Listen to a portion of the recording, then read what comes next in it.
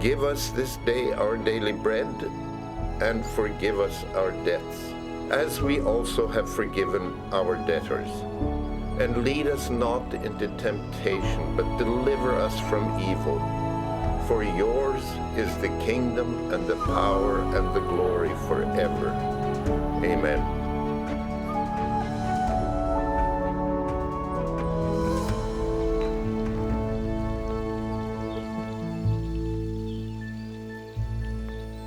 Our daily bread. Do you think Jesus was thinking of our forefathers wandering in the desert after the Exodus from Egypt? It looked like there was no way around starving to death, but God had a plan. And he sent manna from heaven. Yeah, there wasn't one single day when the hundreds of thousands of people didn't have food. No, and they themselves didn't have anything to do with it. Yeah, so in a prayer like that, what I'm saying is, Father, you know what I need better than I do. You take care of me better than I can. I trust you to take care of what I need in my life. Let's hear that again. Father, you know what I need better than I do. You can take care of me better than I can. I trust you.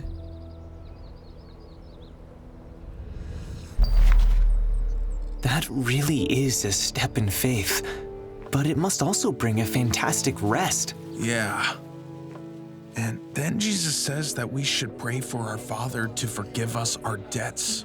Why would Jesus pray that? He had done no wrong, and he wasn't in debt in any way. Jesus didn't directly say that he'd prayed this himself. This was a prayer he taught us. But when we hear how personal it was, I believe he prayed it too. From my understanding, he wasn't talking about debt as in being guilty of sin or wrongdoing. Well, what was he talking about then? I think he was talking about being in the kind of position where you owe someone. If you go back to a child's relationship to his father, the father takes care of food, clothes, protection. He does absolutely everything. It's impossible for the child to compensate for all this. A small child would never be able to do everything as well as his father either.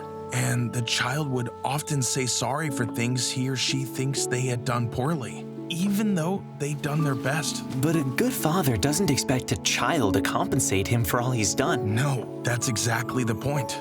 He does good for the child with no expectation whatsoever of getting anything back. When I understand how much I've been forgiven, that understanding has a huge impact on how I behave before God and people. People, yeah, that's the next point. As we forgive our debtors. Yes, we can't go around with any demands on others whatsoever.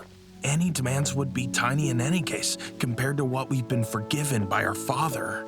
Jesus didn't talk about measuring up what other people had done in order to figure out who owes how much. He talked about a way of thinking, a foundational attitude to his Father, and therefore toward others too. We can't go around with any demands on others whatsoever.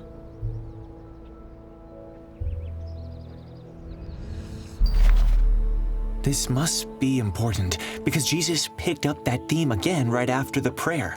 And then Jesus goes even further. He talks about transgressions. He says if we don't forgive those who sin against us, our Father will not forgive us. Those are strong words. Yeah, I was actually shocked. Well, to start with, because I had never thought about there being such a clear condition from God's side in order for him to forgive us. But it really makes total sense. If I understand how much I've been forgiven, it becomes simple, easy, almost matter of course for me to forgive others' wrongdoing. And then Jesus went on to pray that his Father wouldn't lead him into temptation or trial.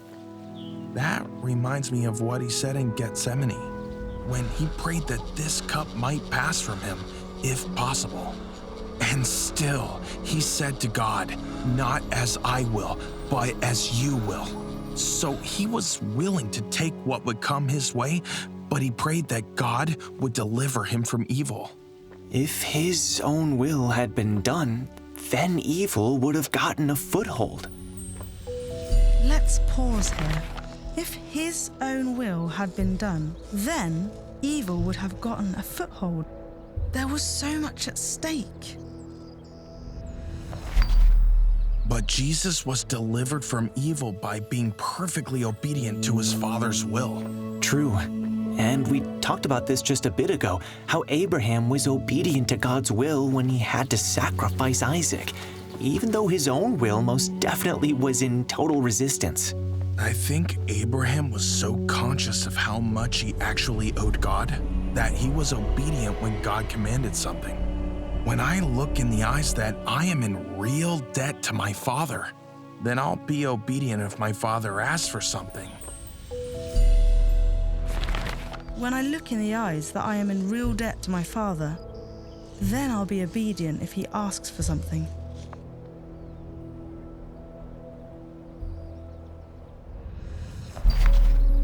Even if it's not what I want myself.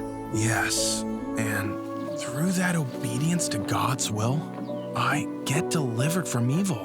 And in that humble position, I can say with all my heart that the kingdom, the power, and the glory belong to God. I think Jesus said that straight out of his heart, out from the experiences he had had with God's goodness and care. And that's how it will be forever and ever. Amen.